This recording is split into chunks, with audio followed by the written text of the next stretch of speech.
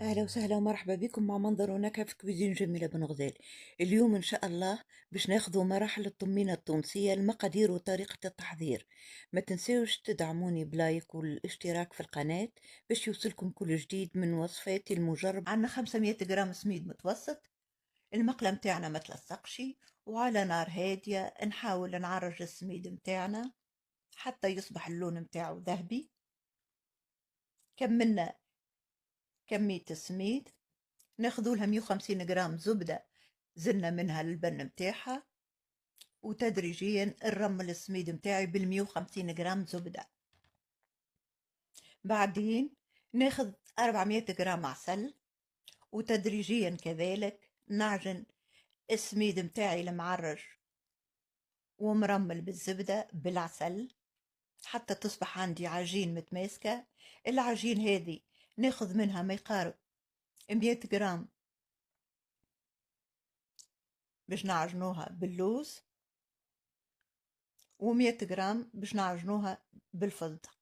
طريقة عصرية ولمسة جديدة. نضيفوله 50 جرام جلجلان أحمر مرحي، و50 جرام جلجلان أبيض، زبيب مقصوص جيد 50 جرام، 50 جرام تمر مقصوص جيد. ناخدو المول متاعنا نفرشوه بالبابي سلوفان، نعمروه ونوضعوه في الثلاجة يرتاح. ناخدو قطعة من العجين اللي استحفظنا بيها، نضيفولها 100 جرام فستق مرحي. عجنا العجين متاعنا، ناخدو المول كذلك بالكويرة بالكويرة، ونعمرو المول متاعنا بالورود متاع الفستق. ناخد القطعة الثانية متاع العجين نفس الطريقة نعجنوها باللوز. حضرة الورود متاعنا بالفستق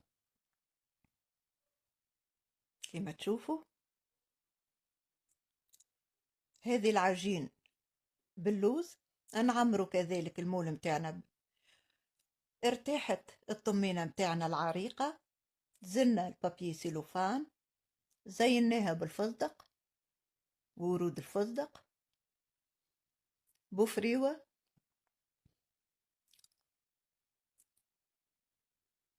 كذلك نزيدو نزينوها باللوز.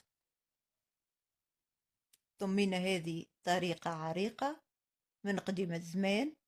زبدة وعسل جلجلان وتمر وزبيب. هذه الخبزة متاعنا حضرت. الورود فستق واللوز حضروا. وهذه اللمسة الأخيرة للطمينة التونسية بالزبدة والعسل